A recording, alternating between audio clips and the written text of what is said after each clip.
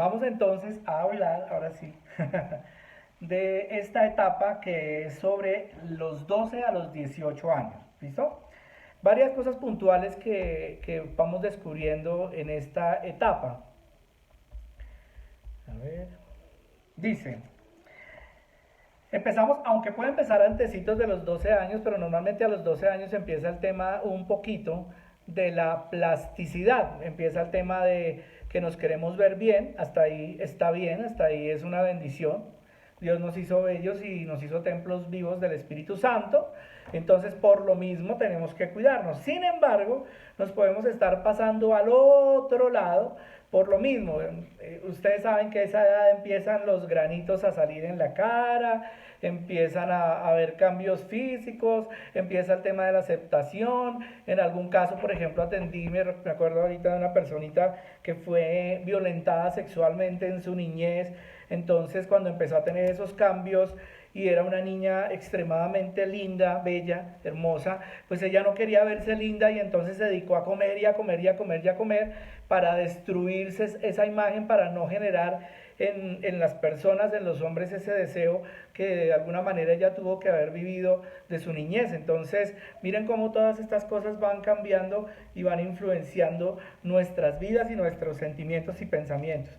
Entonces ahí hay un extremo, primero hacia allá, el no cuidarnos, el descuidarnos, el querer generar, yo lo digo por mí mismo, a esa edad yo quería generar, era como miedo en las personas que estuvieran alrededor mío. Yo recuerdo que de hecho cuando llegué la primera vez a la parroquia me habían echado de un colegio aquí en Bogotá y me recibieron en un colegio parroquial y yo llegué al colegio parroquial con el cabello largo, largo y esta parte calva y con ese pelo y con los pantalones rotos y las botas punteras y todo un personaje muy distinto a lo que ustedes ven ahorita repuestico. Era bien delgado y bien dejado con ese pelo sin cuidar y era porque realmente quería generar en ese tiempo puntualmente quería generar como rechazo, ¿sí? Una manera de hacerlo es obviamente mostrando nuestra cara de dureza y de fortaleza, como pasa con nuestros hijos. En algún momento los niños que entran en este tiempo de la adolescencia,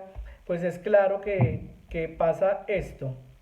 Entonces, vamos a leer ahora, vamos a leer Primera de Samuel 16:7. Primera de Samuel 16:7.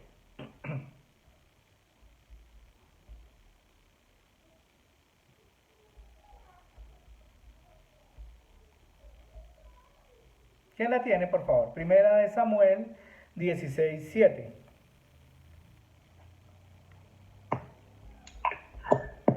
Pero Yahvé dijo a Samuel, no mires su apariencia ni su gran estatura, porque lo he dejado descartado. Pues la mirada de Dios no es el del nombre. El nombre mira las apariencias, pero Yahvé mira el corazón.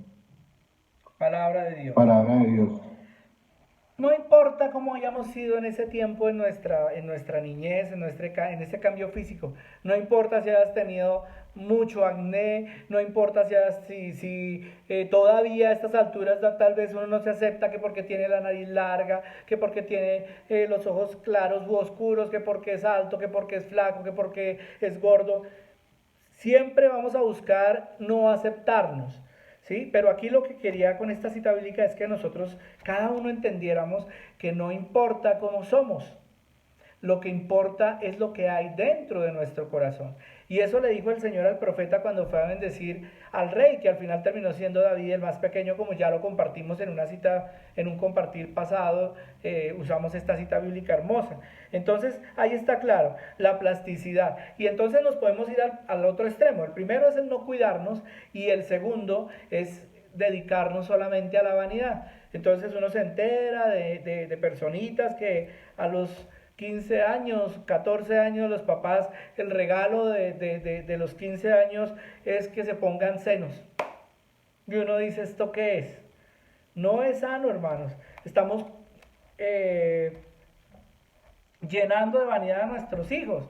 Eso no es sano, no es sano que uno esté financiando esas cosas solo porque yo quiero ver feliz a mi hija o a mi hijo. La inestabilidad en la parte de identidad también es un tema complicado como lo vamos a hablar ahorita. Pero también está otro que nos bombardea en esa edad o nos bombardeó a nosotros en esa edad y ahora a los muchachos mucho más, que es la sexualidad.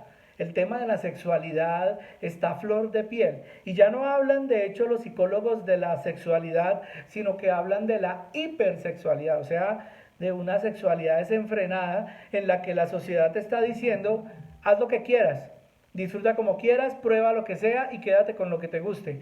Cuando nosotros desde la palabra de Dios tenemos totalmente claro que el cuerpo es el templo vivo del Espíritu Santo y tenemos que cuidarlo. Ese exceso es la lascivia. Vamos a leer Primera de Corintios 6:13 ahora. Primera de Corintios 6:13.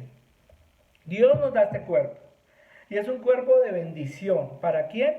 Para uno mismo, y es un cuerpo que Dios nos da también de bendición para que por medio del trabajo de nuestro cuerpo, por medio de todas las cualidades que Él nos da intelectuales, salgamos adelante y hagamos y seamos bendición para nosotros y bendición para los demás. ¿Qué dice por favor Primera de Corintios 6:13? ¿Ya? Sí. Los alimentos Los son para el alimentos. estómago y el estómago para los alimentos, pero Dios destruirá a los dos. Sin embargo, el cuerpo no es para la fornicación, sino para el Señor, y el Señor es para el cuerpo. Palabra de Dios. Te alabamos, Señor. ¿Cómo empieza este tema de la sexualidad? Empieza con sensaciones, hermano. A esa edad de los 12 añitos, cuando el cuerpo empieza a cambiar, de pronto más rápido en las niñas que en los niños se puede demorar un poquito más, pero las sensaciones empiezan a afectar. Y yo me acuerdo ahorita de dos situaciones puntuales. Dos puntuales. Una niña muy amiguita con otra compañerita del colegio, todo el tiempo entonces se la pasaban la niña en el apartamento de la otra niña y luego la otra niña en la casa de su amiguita y así muy natural el tema, hasta ahí todo estaba bien, pero resulta que una de las niñas empieza a decirle a la otra que la homosexualidad, que el lesbianismo, que eso no es nada malo, que es simplemente una opción de elegir, que no sé qué. La niña empieza sin querer a confundirse. Afortunadamente, sus padres son muy orantes y descubrieron esa pequeña brecha y abertura que se estaba dando para que en ese caso puntual esta niña saliera y se equivocara y cayera en este tema de abrir sus sensaciones a otras cosas. Y cuando uno cae en eso, esa es la lascivia realmente. El cuerpo es de Dios, Dios nos lo dio a nosotros. El cuerpo no es para la fornicación, ¿sí? Porque a veces eso es lo que pasa. Dios nos da nuestro cuerpo, nos da las bendiciones y nosotros con nuestros excesos vamos alimentándola. Entonces, de acuerdo a ese caso, y recuerdo a otro, más puntual y más de hace poco, unos niños. Entonces un niño se iba también lo mismo, a jugar donde su amiguito, el otro amiguito donde eso. Empezó la presión de la que hablábamos ayer, que pasa en ciertas edades, a los 12 añitos más o menos, que empiezan la presión de las niñas que quieren tener sus novios y tal vez los niños todavía no, y entonces empieza la presión y entonces uno de los niños entra en crisis y dice, ve, las niñas dicen que ya a estas edades hay que tener novia y a mí no me gusta estar con las niñas, sino que todavía me gusta jugar y estar con mi amigo, ese amigo con el que yo voy y juego Xbox, bien, un tema sano. Entonces dice en el tema de la charla con el niño, se empezó a descubrir este tema y resulta que al final lo que el niño fue y le habló al otro amigo y le dijo, mire, es que a mí como que usted me gusta, le dijo al otro niño. Y el otro niño le dijo, no hermano, pero ahí sí se fregó porque a mí me encantan son las mujeres. Y entonces el niño quedó como así en shock. Sin embargo, pasaron los días y ya al niño le pasó eso. Era una confusión. ¿Por qué? Por la misma presión social en la que los niños están en este momento en el mundo. Hay una presión social. ¿Y qué es lo que te están diciendo? Pruébalo todo, como dije ahorita, desordénate y luego te quedas con lo que a ti te guste. No, así no es. Y esa se llama, de lo que estoy hablando se llama hipersexualidad, que es poner la sexualidad por encima de todo y probar de todo. Pero también hay otro tema de eso y es que la hipersexualidad es una de las pequeñas facetas, pero también está en el tema de la identidad, las crisis de conducta. Hoy el niño aparece, ve por televisión entonces a los artistas de televisión y de películas que se pusieron un tatuaje, o al deportista, al futbolista, al que sea, que se pusieron un tatuaje, entonces el niño va y se pone un tatuaje. Yo no entiendo cómo a los 12 años, 13 años hay niños con tatuajes donde los papás permiten que eso pase. Bueno, aunque uno a veces puede darse cuenta que a veces los papitos tienen tatuajes, respetable, respetable. Sin embargo, pues en la palabra dice otra cosa muy distinta, y el cuerpo es para cuidarlo, el cuerpo es para protegerlo, el cuerpo no es para marcarlo, Dios nos hizo perfectos. Por ahí había un meme que leía yo hace poco que decía, Dios, perdón, a los Ferraris, a los carros costosos, nadie les pone tatuajes, ni les pone cosas ahí, ni por comerciales, no, nada de eso. El carro Porsche, el carro Ferrari es fino y por sí mismo ya se reconoce. Pues nosotros somos finos. Dios nos hizo únicos e irrepetibles. ¿Por qué tenemos que contramarcarlos? Ahora, si eso de fondo, si uno, yo he atendido casos en los que han habido pactos de sangre, en los que ha tenido una opresión la persona. No puedo decir ni generalizar que todas las veces sea así, pero sí, por ejemplo, de los que yo he tenido que atender, por ejemplo, el tridente, ese tatuaje que se coloca en la parte de atrás algunas mujeres, el tridente. En algún caso puntual tuvo que orar por una chica, y la chica, cuando empezábamos a orar, nos tocaba que estuviera una persona de su familia presente para sostenerla, porque la niña lo que tenía, cuando empezábamos a orar, ella se desvestía, ella se quitaba toda la ropa. Entonces imagínese uno con una china orando y que se desvista, ¿qué va a pensar la gente? Afortunadamente ya los años de experiencia le dan a uno esta capacidad de discernir y decir, no, no, no, que entre alguien que conozca la situación, que sea de la familia. Y gracias a Dios se oró por esta niña, se rompió con esa cadena, esa maldición que de alguna manera había adquirido.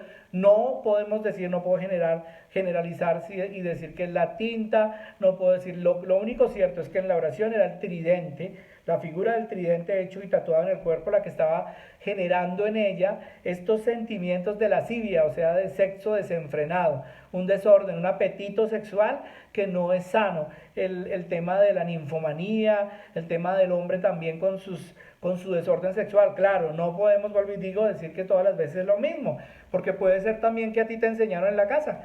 Uno a veces se encuentra con papitos que le enseñan a sus hijos, va el niño a preescolar, va el niño a kinder y le dice, ¿ya tiene novia, papito? Y uno dice, pero ¿cómo así que uno le va a decir al niño desde esa edad que si ya tiene novia?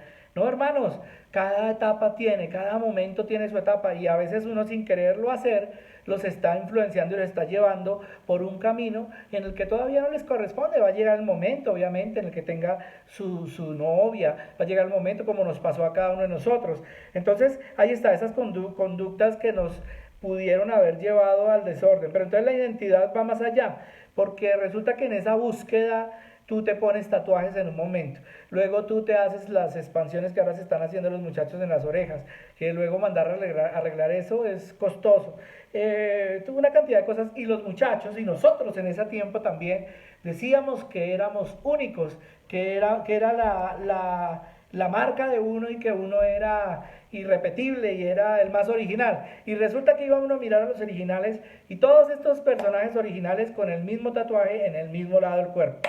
Todas estas personas originales con los mismos aretes puestos en no sé dónde. Todas estas personitas haciéndose piercing y haciéndose todas estas cosas, que al final la originalidad, ¿dónde queda? Eso realmente no va con nosotros, no debe ser así. ¿Listo? Entonces ahí está claro. Ahora, hay un tema que nos pasa en esa etapa, y hay un ejemplo bonito que ponen los hermanos Lin en este libro en el que nos estamos basando, que es una águila criada como un pollo.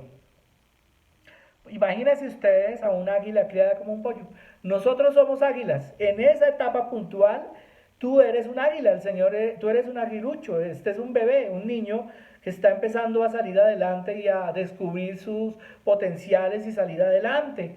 Pero, ¿qué hace el maligno? Nos mete dentro de un gallinero. nos mete dentro de un gallinero.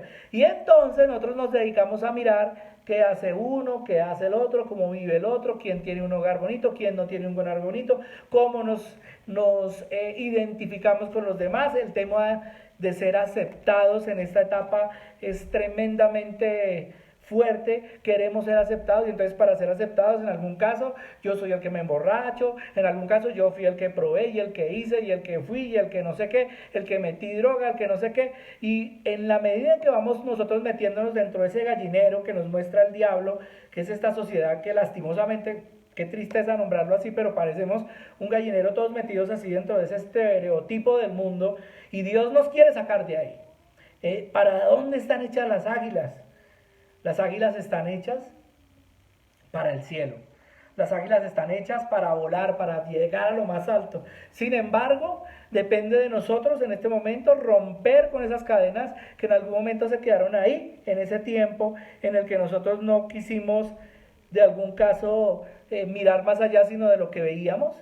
Nos dedicamos a eso, no encontramos ese potencial que había en nuestras vidas, no encontramos y nos quedamos ahí y pasaron tal vez varios años, porque estamos hablando de los 18 de los 12 a los 18 años y pasaron muchas cosas. De pronto en medio de esa aceptación, si tú eras una persona simpática y agradable, pues no te costó tanto el que te aceptaran dentro de una sociedad, pero si tú eras distinto, y distinto no quiere decir que seas malo, no, para nada, o que simplemente uno no encaja en todo. Y entonces como no encajé, empiezan las crisis, hermanos. Crisis de depresiones, crisis de angustia, crisis de no querer ir al colegio, de no querer asistir a una cosa, de no querer asistir a la otra. Y si a eso le sumamos que nuestros padres no nos ayudaron tal vez con el tema de la perseverancia en cada cosita que hacíamos, entonces decíamos no quiero más esto y ellos bueno mijito deje así, no quiero tal otro, quiero probar esto, no quiero tal esto y nosotros lo dejamos, si nuestros padres nos dejaron así, pues al final terminamos pareciendo, aunque hubiéramos querido tener una identidad y una conducta fuerte, pues realmente no, y entonces hoy se ve reflejado eso. ¿Cómo? Porque necesitamos la aprobación de todo lo que hacemos, de las personas que nos rodean.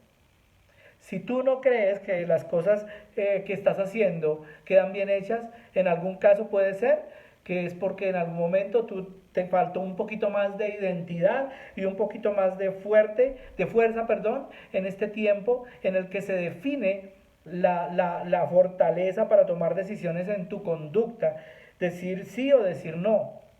Ahora, Dios permite inclusive que en algún momento hayamos probado cosas en esta búsqueda. Porque es que realmente todos, nadie nació aprendido, hermanos. Todos tuvimos que pasar por una crisis de este estilo. Nadie aprendió, fuimos descubriendo nuestra manera de ser con errores y levantándonos. Eso también es cierto. Entonces hoy no nos podemos tampoco mirar atrás y decir, no, y ahora yo soy así y así me voy a quedar. No, hoy descubrimos lo que somos y vamos a pedirle al Señor nos dé la gracia para romper con eso y salir hacia adelante. ¿Qué es lo que Dios quiere? Que busquemos la felicidad. En esa edad puntualmente, a pesar de todo eso, se requiere el esfuerzo y el esfuerzo nos lleva a la felicidad. Esa felicidad se descubre, hermanos, en esta primera etapa cuando empezamos a ser muy independientes. Papitos, la independencia es clave.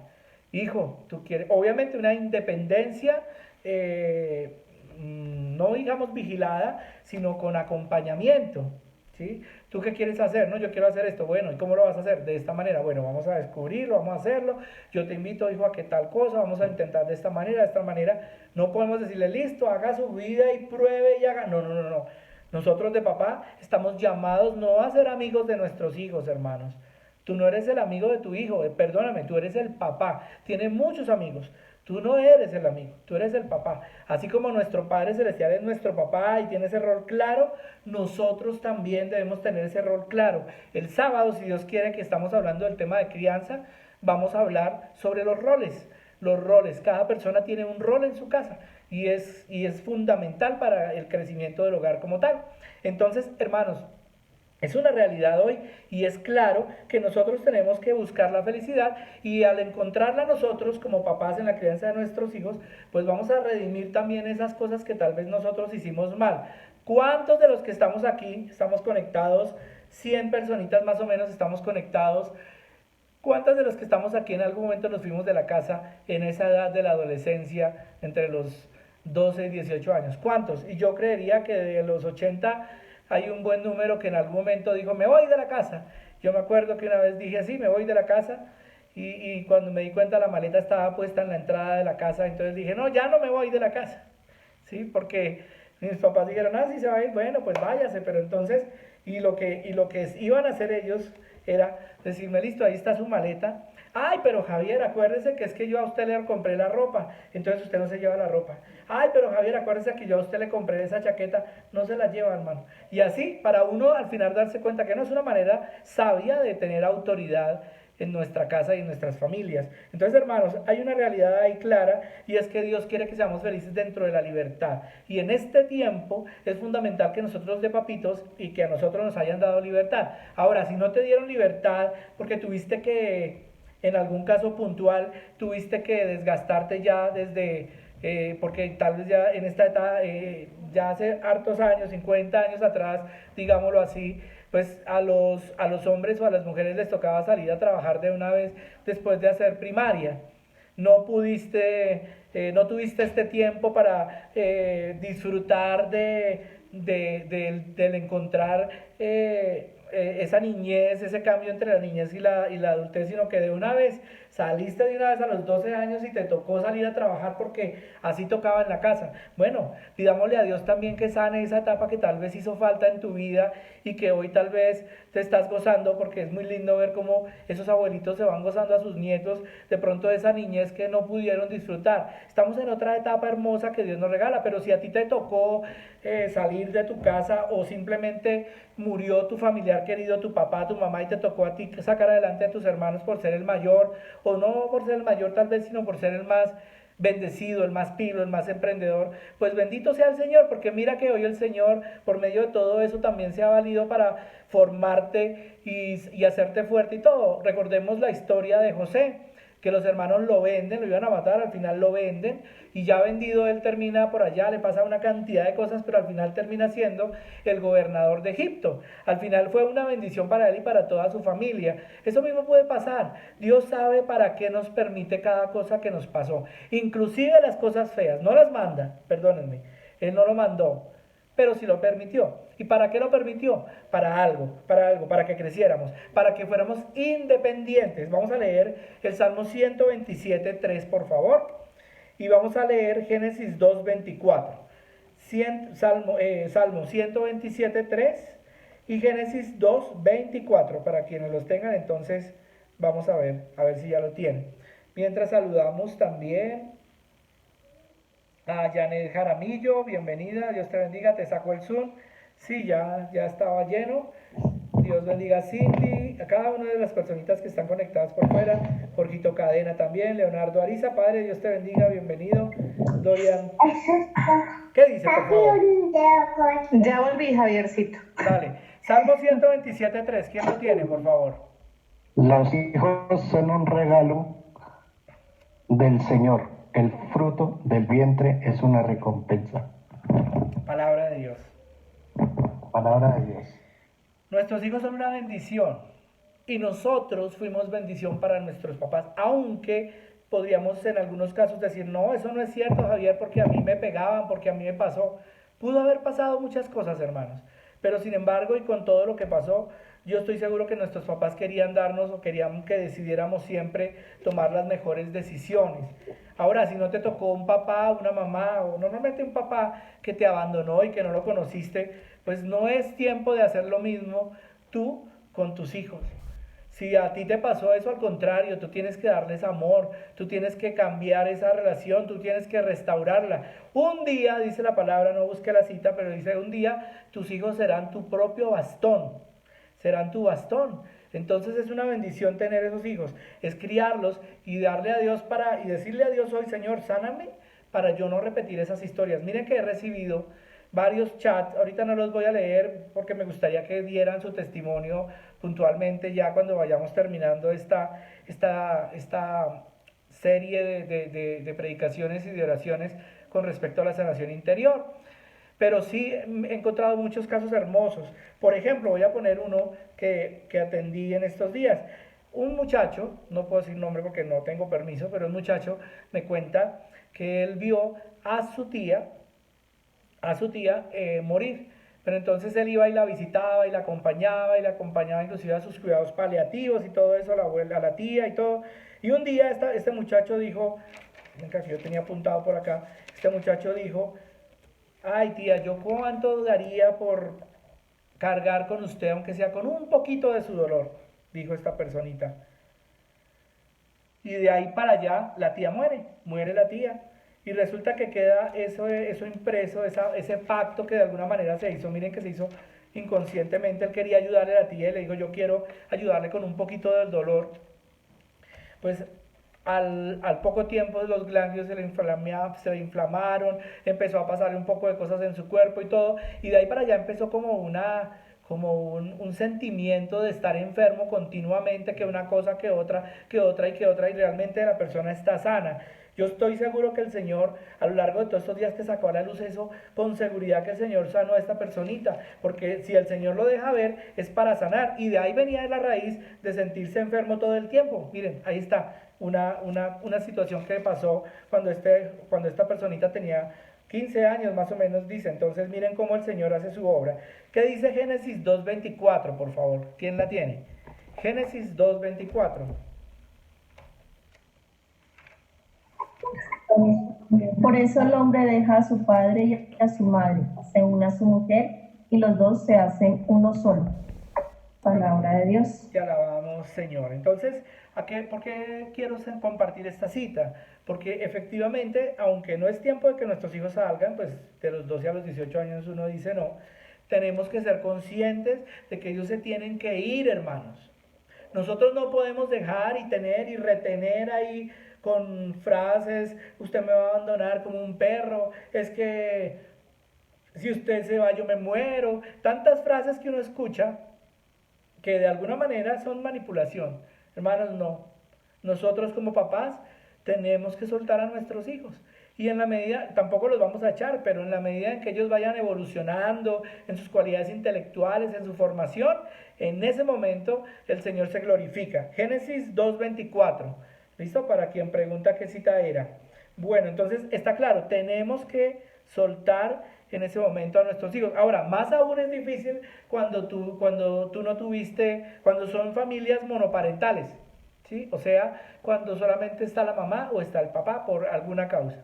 Es más difícil todavía desprenderse. Y de papitos uno se entera, por ejemplo, de papás que ya las personas casaditas con sus hogares y todo, y los papás quieren seguir manejando el hogar de esta familia, y es que como yo tengo el poder del dinero, entonces ustedes van a hacer como yo quiero, y si no, no les doy la empresa. Ustedes van a hacer como yo quiero, o si no, tal cosa. No, hermanos, eso no es lo que hace un papá. Un papá va soltando con amor. Miren, nuestro Padre Celestial, sabiendo que íbamos a pecar en muchas oportunidades, nos dio permiso y nos dio la libertad que necesitábamos. Entonces, eso es clave para nosotros, soltarlos. No importa si es tu único hijo. Alguna vez oraba por una señora que decía, es que yo oraba para que mi hijo me sacara de pobre, y efectivamente se especializó y salió por allá a estudiar fuera del país, Dios lo bendijo, y no volvió. Ahí está. Entonces, son realidades. Nuestros hijos no son de nosotros. Dios nos los dio, nos los prestó. Un día se tendrán que ir. Entonces, ahí está. Ahora, vamos a leer ahora Mateo 12:31. Porque resulta que algo que pasa en esta etapa en la que vamos creciendo es que viene como una pequeña etapa de batalla con Dios.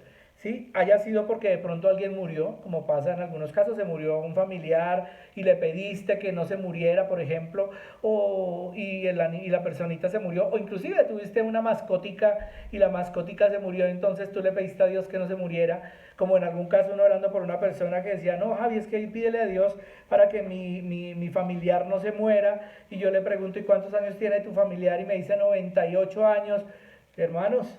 Es una realidad. ¿Cómo no vamos a permitir que el Señor permita que se lleve a esta personita si es que, gracias a Dios, tiene ya desde los 70 para allá, digamos, es ganancia, es bendición estar acá con vida? Entonces, tenemos que ser claros en eso. Entonces, como se murió mi familiar, yo empiezo a abrir la boca contra Dios. O como no se dieron las cosas como yo quería, que no gané el partido, que no me pude cuadrar con tal China, que tal otra persona no me puso atención, lo que haya sido, empiezo a renegar de Dios. ¿Y qué pasa? Dice la palabra, Mateo 12:31, por favor. Por eso les digo que Dios perdonará a los hombres todos los pecados y todo lo malo que digan, pero no les perdonará que con sus palabras ofendan al Espíritu Santo. Palabra del Señor. Palabra de Dios. Bueno, ahí está. Miren qué hermosa cita, pero también muy exigente, porque miren lo que dice. Dios perdonará todas las blasfemias. Miren que ustedes, a mí no me ha pasado, pero uno ha atendido a mamitas y a papitos que se preocupan porque dicen, no, es que mi hijo está hablando contra Dios y eso dice una cantidad de barbaridades, Javier, Dios mío, yo le pido a Dios que tenga misericordia, que no sé qué. Efectivamente, Dios hace oídos sordos. Gracias a Dios por las oraciones tuyas, mamita, tuyas, papito, de ellos. ¿Por qué lo hacen ellos? Miren, en la casa, si tú eres la que ora, tú eres la representación de Dios. Así no quieras y así no sea una buena representación, somos la representación de Dios. Entonces, para pelear con Dios, ellos no tienen con quién pelear, porque como Dios no lo pueden agarrar ni discutir con él, entonces, ¿a quién escogen? Pues a nosotros. A ti, mamita, a ti, papito, empiezan a maldecir, a renegar de Dios y todo eso. Miren, en esos casos puntuales yo no le digo a la persona, sino cállese y ore. Deje que sea el Señor el que vaya apacentando esos corazones, porque al final, si en algún momento lo hicimos, estoy seguro que el Señor ha tenido misericordia y nos ha perdonado. Obvio, si nosotros no hemos ofendido, como dice la misma cita bíblica, al Espíritu Santo, que esa ofensa al Espíritu Santo sí es algo ya mucho más complicado. ¿Cómo así? Sí, claro, el no creer en la intervención de Dios, por ejemplo, en la Santa Eucaristía, eso ya son pecados mucho más graves, porque son pecados que afectan la intervención de Dios en nuestras vidas, o el no creer en los santos sacramentos que nos ha regalado nuestra Iglesia Católica, que están en la Biblia, la Iglesia no se los inventó, están en la palabra de Dios. Esos sacramentos, si nosotros los negamos, efectivamente ahí estamos pecando contra el Espíritu Santo. Sin embargo, el Señor tiene misericordia con nosotros. Y ahí está, el Señor nos deja probar, te ha dejado probar a ti, te ha dejado vivir de una u otra manera, y al final el Señor gana, hermanos. Siempre, siempre el Señor gana. Esa lucha que tuvimos en nuestra juventud, esos errores cometidos, tal vez en algún momento en medio de la hipersexualidad en la que estuvimos, nos desmedimos y tuvimos relaciones sexuales muy temprana edad, y empezamos a llevar una vida sexual muy jóvenes. Yo sé que el Señor sana todo eso, sana las heridas que hayamos dejado o que nos hayan dejado, porque no es la edad para tener relaciones sexuales y entregar nuestro cuerpo y nuestra alma. Esa no es la edad. La edad llegará, pero todavía no. Es tiempo de disfrutar esa adolescencia sana que Dios nos regala. Si no fue así, hoy vamos a pedirle al Señor que ponga su mano sanadora sobre esas áreas, que si esto que estamos viviendo hoy se está repitiendo con nuestros hijos, el Señor mismo nos dé la gracia e intervenga. No hay otra manera, hermanos. Y si el Señor deja probar a nuestros hijos, yo estoy seguro que lo ha dejado porque los ama también, como lo permitió con nosotros. Aquí el tema es que si nuestros hijos se han ido hasta el otro extremo en determinadas cosas, está la oración, hermanos. Y esa sí que sana. Esa sí que convence a nuestros hijos. La oración y el testimonio de vida, hermanos. Entonces yo te invito ahora a que pongamos en manos del Señor todo lo que